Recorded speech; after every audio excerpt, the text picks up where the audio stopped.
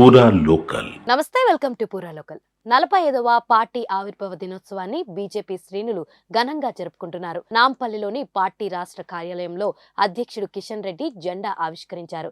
ఈ సందర్భంగా నాయకులు, కార్యకర్తలు ఆయనకు శుభాకాంక్షలు తెలిపారు.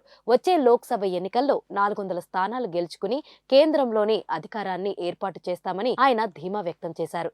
యువత, మహిళలు సహా అన్ని వర్గాలు మోదీ నాయకత్వాన్ని కోరుకుంటున్నామని అన్నారు. 10 ఏళ్లుగా ప్రతి కార్యకర్త మరింత ఆత్మవిశ్వాసంతో పనిచేస్తున్నారని అన్నారు. తెలంగాణలో బీజేపీ బలమైన శక్తిగా ఎదుగుతుందని కిషన్ రెడ్డి ఈ ఎన్నికల్లో బీజేపీకి ఓటు వేసి తమ పార్టీ అభ్యర్థులను గెలిపించాలని ప్రజలకు పిలుపునిచ్చారు. ఇక ఢిల్లీలోని కేంద్ర కార్యాలయాల్లో పార్టీ జాతీయ అధ్యక్షుడు జేపీ నడ్డా పార్టీ జెండా ఆవిష్కరించారు. నరేంద్ర మోడీ గారి నేతృత్వంలో ఈరోజు భారతీయ జనతా పార్టీ కార్యకర్త చాలా సంతోషంగా, ఆత్మవిశ్వాసంతో ఈరోజు పనిచేస్తా ఉన్నారు. ఈరోజు నరేంద్ర మోడీ గారి నాయకత్వంలో ఆర్టికల్ 370 రద్దు చేశాము.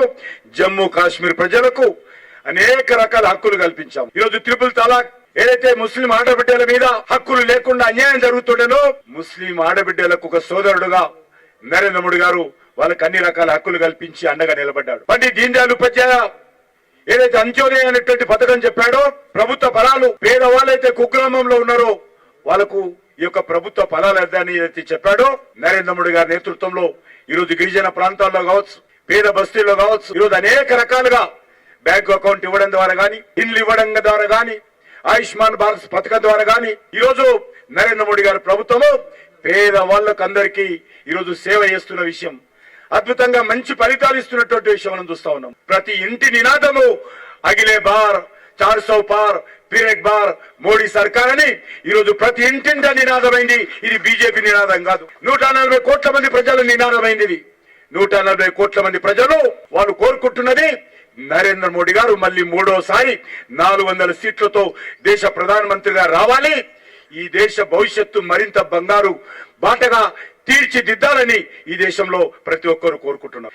నేను అడుగుతా ఉన్నాను కాంగ్రెస్ పార్టీని, రాహుల్ గాంధీని, ఓ రాహుల్ గాంధీ, గత అసెంబ్లీ ఎన్నికల్లో తెలంగాణ ప్రజలకు తిరిగి 6 గ్యారెంటీల పేరుతో హామీలు ఇచ్చావు కదా, 100 రోజులు అమలు చేస్తా ఉన్నావు కదా. ఈ రోజు ఏ ముఖం పెట్టుకొని తెలంగాణ గడ్డ మీదకి వస్తున్నాడో రాహుల్ గాంధీ చెప్పాలి. మీరు ఇచ్చినటువంటి హామీలు ఎన్ని అమలు జరిగాయో చెప్పాలి.